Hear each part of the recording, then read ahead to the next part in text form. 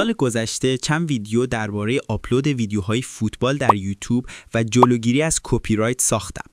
بعد از 8 ماه بازدید این ویدیوها افزایش پیدا کرد و باعث شد کنجکاو بشم.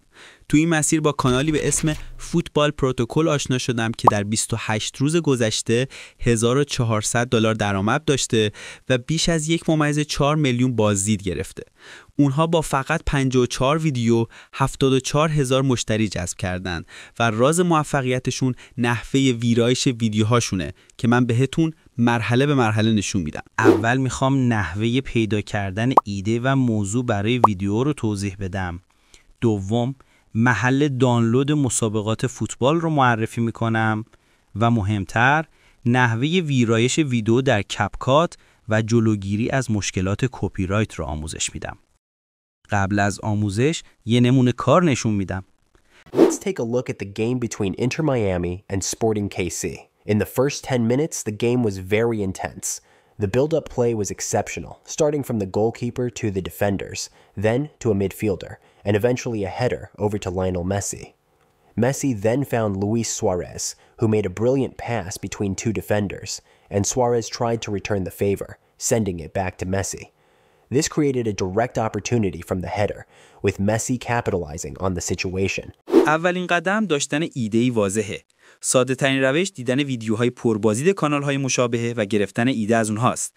مثلا ویدیوهای سن و مدافع و چطور شکستشون بدیم یا چطور سری بدویم که غیرقانونی به نظر برسه بازدیدهای بالایی دارن. برای دانلود مسابقات سایت فوتبالی عالیه. فقط با حساب رایگان میتونید به بیش از 42,000 مسابقه دسترسی پیدا کنید. مسابقات 2020 به بعد کیفیت بهتری دارن.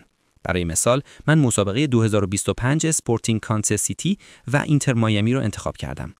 دانلودش هم با اینسپکت و تب نتورک ساده است. حالا نوبت ویرایشه. اول ویدیو رو در کپکات وارد کنید و کل مسابقه رو ببینید تا بهترین لحظات رو پیدا کنید.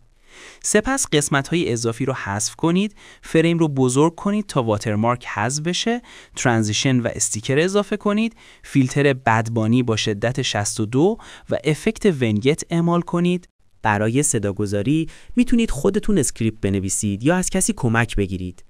بعد صدا رو وارد کپکات کنید، زیرنویس تولید کنید و از قالب دلخواه استفاده کنید. در نهایت اکسپورت کنید تا ویدیو ذخیره بشه.